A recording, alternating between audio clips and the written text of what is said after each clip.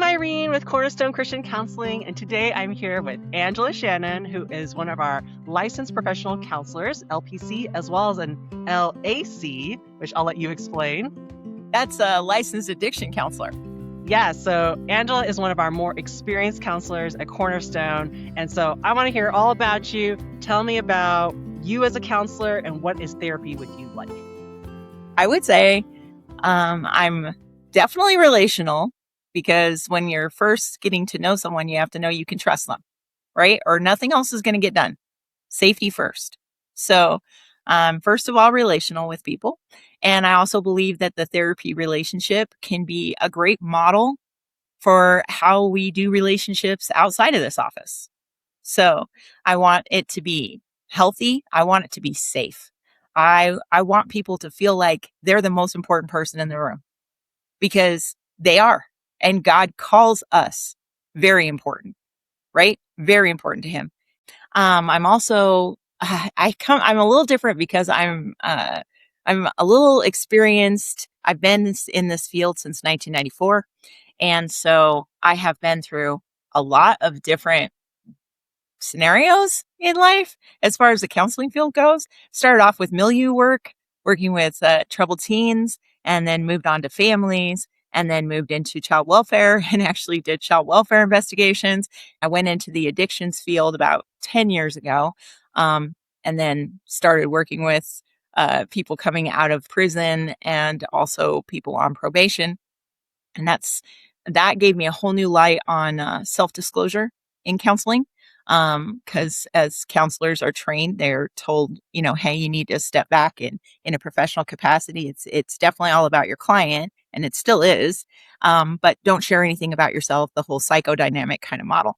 And what has happened is I've realized through the addiction field, people don't trust you if you're not going to share anything, you know? So Interesting. hmm So I was asked a heck of a lot more questions by my clients when I was working through addictions, because they've been through hell and back, and they want to know, do you understand?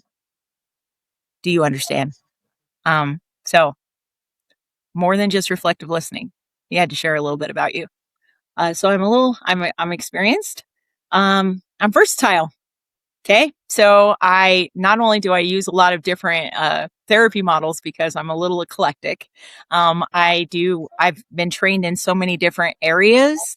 And so when Cornerstone hired me and they were like, so what's your niche? Who are the people you work with best? And I'm like, everyone, you know? And I feel like everybody, when they're first starting out, they say, oh, I could work with anyone. But literally, I pretty much can work with everyone. So I said, well, my gambit is like 9 to 95. And just because I haven't had the very deep play therapy experience with little kids, so I don't want to work with people that I'm not trained for, right?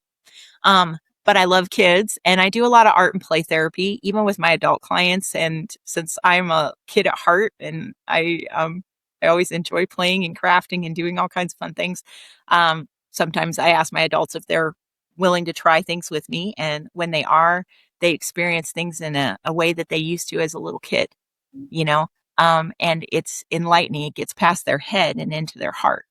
Because sometimes there's a disconnect there for people. So I find that using experiential type therapies really helps.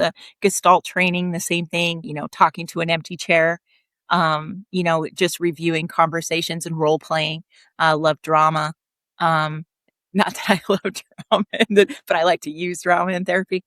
So I'm kind of unique in that way. And I also am very versatile spiritually. So I I have worked in this field, like I said, for a long time, but most of my work was helping people understand their spirituality.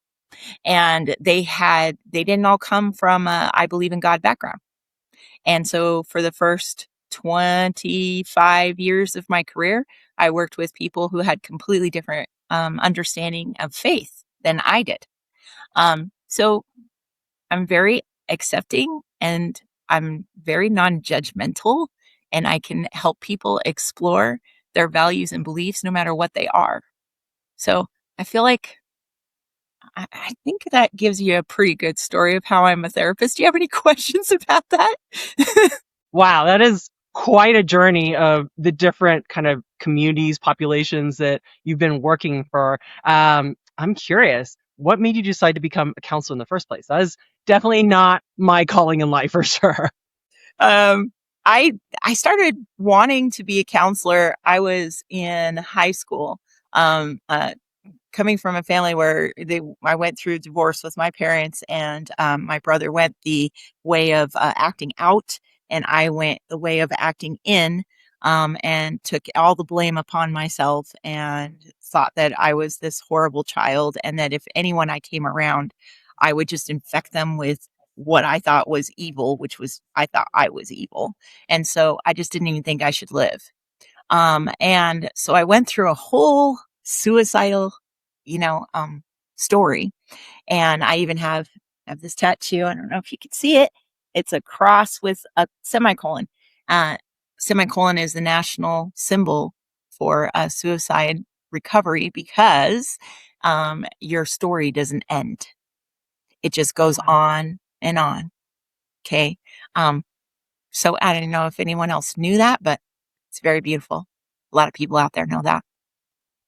Anyway, so I went through that and I had a guidance counselor in high school. It was about, I was sent to that person's office quite often.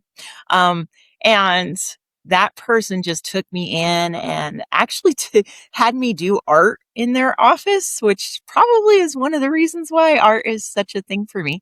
And I was doing art in his office just to express myself and get feelings out. And he talked to me about a conference about um, becoming a counselor. I was in high school, and he said, "I'll pay for you to go to this conference." And so I said, "Absolutely." So I mean, that was the start of me even getting a taste of, oh, I could do this. I could be like a guidance counselor. It was that school counselor. Um, and I also had a counselor, a regular, like a primary therapist. And I remember meeting with my primary therapist as a teen, and hating that person's ever living guts. So I've, I've seen different things. Okay. So I walked in, and the first thing my therapist did was said, we're going to do hypnotherapy with you. And I was like, we're what? Oh, we're what? And then he tried to have me count backwards and walk down some steps and in my mind or whatever. And I was not for it. And it didn't work with me because I was not willing to participate. And also he tried to tell me that nothing was my fault. And I knew I wasn't at fault for everything, although part of me back then didn't believe it. And I was like, nope, you're wrong. You're dead wrong. So, um, so I had a hard time connecting with my therapist in the beginning, and it really taught me some lessons, even now, of how to ask permission, how to join with my client on their journey. Um, it's not about me, right? Like, I've learned a lot of lessons in just the beginning, from the very beginning. So that's where I started doing counseling. And then I decided, you know what? I don't want to do counseling after I went to that conference. I was like, no, this is not what I want to do. I want to do art. I want to do art. I want to just be an art teacher. And so I went to school and I did practicum, and I wanted to work with high school students. I've always loved teenagers from the very beginning. Being a teenager and then on, just always loved teenagers. And so I thought, I'm going to teach in a high school. I did practicum, taught in high school. What I found, Irene, is that the high school students would come up to me. They would tell me their personal stories at home. I would sit there and listen to them, help them, right, walk through that. And then at the end of the session, or at the end of the like class, I would be, wait a minute, did we learn anything that I was trying to teach in this class today? Right. And that's when I was like, oh, you are supposed to be a counselor. So stop this track, go back to school, go into psychology. So anyway, it's been a long journey. It's been a calling from the beginning, and just working through my own issues in life. So That's amazing how God knew where you were supposed to be and he didn't stop pursuing you and was like, look, this is what you're gifted at. I promise. yep. Never ends in the pursuing. Never ends. Just say. I want to share like one of my favorite verses that have got me through so many things, and it's in Hebrews chapter 13 verse 5, and basically it's talking about being content with what you have, not having a love of money. But the end of it is, and it's been repeated in different places in Scripture, God will never leave you or forsake you. That never means never. So no matter where you're at, no matter what you're going through, God is with you. He is for you. He is going to help you. So I have it when in the dire straits, it's just come down to the very basics. I just need to know he's there. Thank you so much, Angela, for sharing about your life, the things that you have seen and gone through, and the people that you want to help. If you guys want to learn more about Angela, I'm going to put a link to her bio page down below. Otherwise, thank you so much, and hopefully we'll hear from you guys soon. Bye. Bye.